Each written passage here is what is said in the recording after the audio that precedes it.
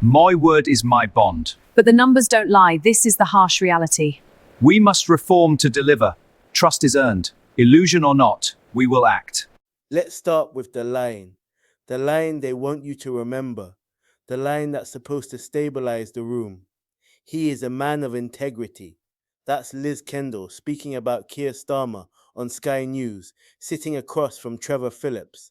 Simple sentence, clean, confident, moral. But here's the problem. That sentence is now floating in a storm, the moment. Because Kendall didn't say that in a vacuum. She said it in the middle of a political crisis that smells like burnt wiring, the Mandelson vetting scandal, a situation where a senior political appointment went ahead despite failing security vetting, despite warnings, despite Parliament being told everything was fine, and now the system is scrambling to explain how that happened without collapsing under its own contradictions. Kendall's job in that moment wasn't just to defend policy, it was to defend character. Let me be clear, all procedures were followed. But the timeline shows warnings were ignored. Parliament was misled. This is a scandal. Order! We are investigating these claims. What she actually said and why it matters. Kendall didn't hedge. She didn't say he acted in good faith. She didn't say mistakes were made. She went straight for the strongest currency in politics, integrity.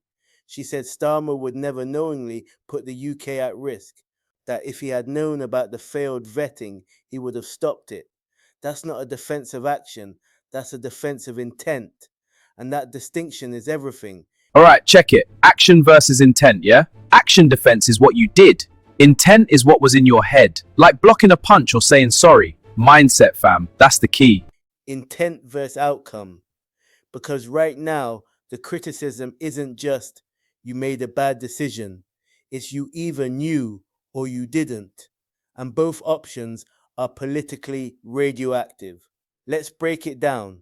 Option 1, he knew. Then the integrity argument collapses immediately because you knowingly allowed a security failure. That's not a mistake, that's a choice. Option 2, he didn't know. Then the question becomes, how does a prime minister not know this? How does a major diplomatic appointment bypass security concerns without reaching the top? That's not corruption, that's loss of control. And in politics, loss of control can be just as deadly. The scapegoat problem. Now enter the casualty. Sir Ollie Robbins, top civil servant, gone, dismissed after failing to inform ministers properly. And immediately, critics start using the word scapegoat because it looks neat, too neat. One person removed, system cleansed, narrative restored. Except the questions didn't leave with him. They stayed. Who overruled the vetting? Why was it allowed? Why wasn't it escalated? And why did Parliament get told everything was fine? You don't get those answers by firing one person. Action defense says, look at what we checked. Intent defense says, look at what we were trying to do. We focus on the checklist but ignore real risks. That's why British security vetting is terrible. You get those answers by exposing the system. And that's the part nobody seems eager to do. The performance of defense. Watch how this plays out politically.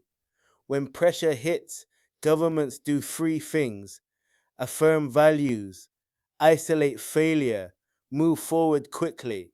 Kendall is doing step 1, integrity.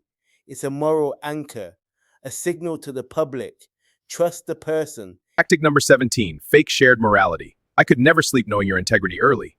Next, mirror their values. He gets it. We have the same morals. They ignore red flags. Even if the process looks messy. But here's the uncomfortable truth. Integrity is not something you declare. It's something that survives scrutiny. And right now, scrutiny is circling like a shark that's realized the water tastes different. The language game. There's something fascinating about how this is being framed. Government line. He didn't know. He would have stopped it.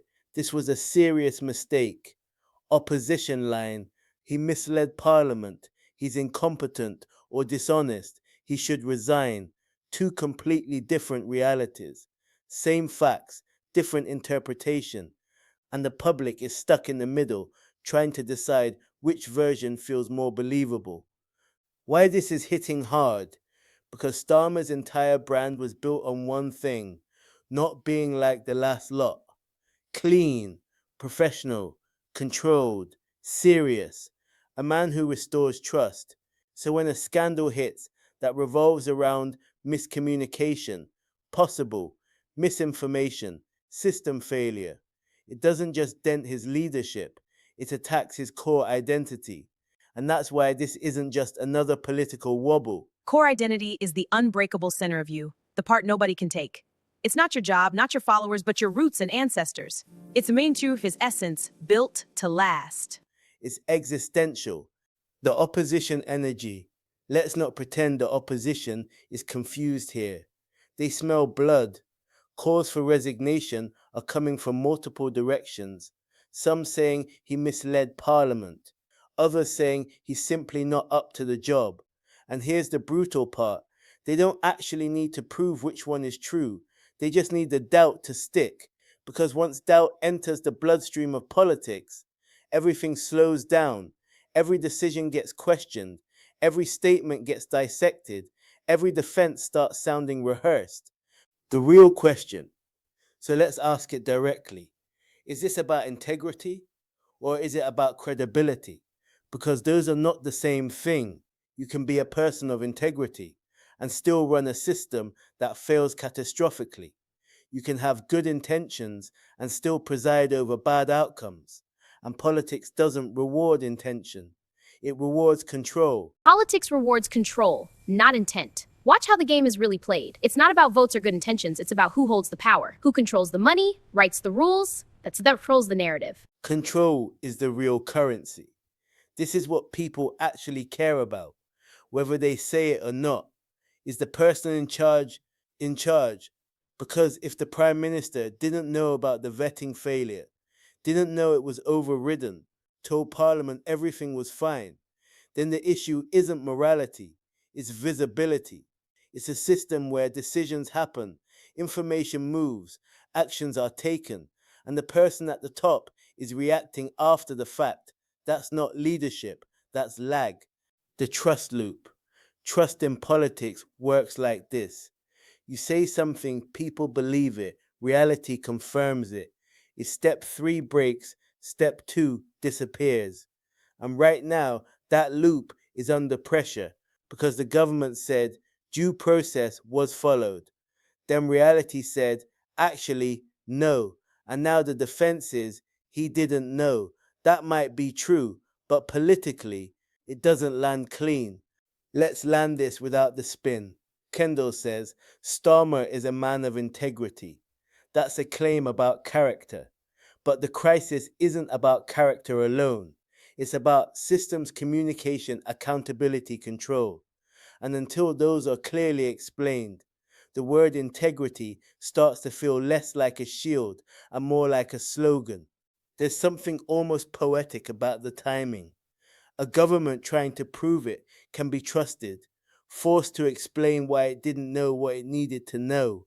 A prime minister defined by professionalism, now defending a process that looks anything but, and a cabinet minister sitting on live television, looking directly into the camera saying, trust him.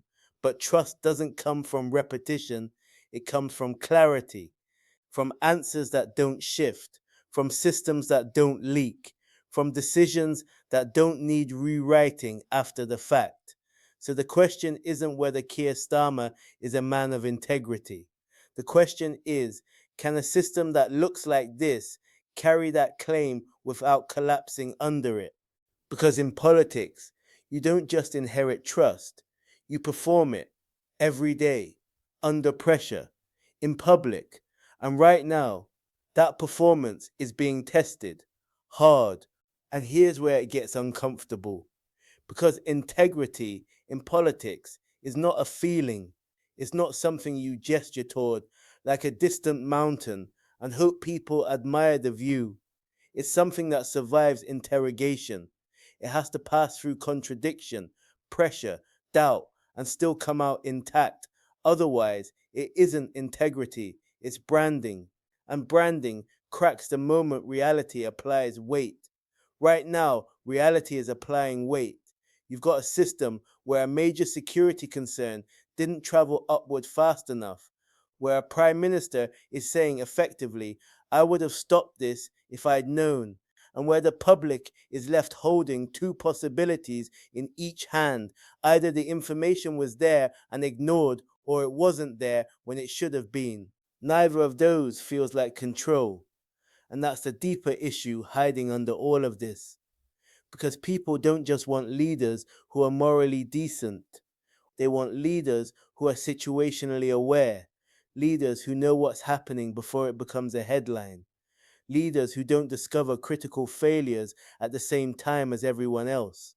Because once leadership becomes reactive, it starts to look less like command and more like commentary. And no one votes for commentary. Now, layer in the public psychology. People are not forensic analysts, they're pattern detectors. They don't need every detail nailed down to form a judgment. Humans are pattern recognition machines. We clock them in 8 seconds flat, no essays needed. We simply recognize and categorize behavior based on perception. They just need a pattern that feels off. And this pattern, information missing, decisions unclear, responsibility shifting. That's enough. That's enough to make trust hesitate, not collapse, not disappear entirely, but hesitate. And hesitation in politics is dangerous because it slows everything. It slows belief, it slows support, it slows the benefit of the doubt. And once the benefit of the doubt starts to shrink, every future mistake lands heavier. Every explanation feels thinner. Every defense sounds like it's arriving a second too late. So when Liz Kendall says he is a man of integrity, she's not just defending a colleague, she's trying to stabilize a narrative that's beginning to tilt. She's trying to anchor something that's drifting, and maybe she believes it. Maybe it's true, but belief alone doesn't hold a political structure together. Proof does, clarity does, control does, and right now, those are the things under question. So again, the question isn't whether the man at the top is decent. It's whether the system beneath him is coherent enough to make that decency visible. Because if integrity exists, but can't be seen in action, if it exists, but gets lost in process failures, if it exists, but arrives late after the damage is done, then politically, it doesn't register. And that's the brutal truth of this moment.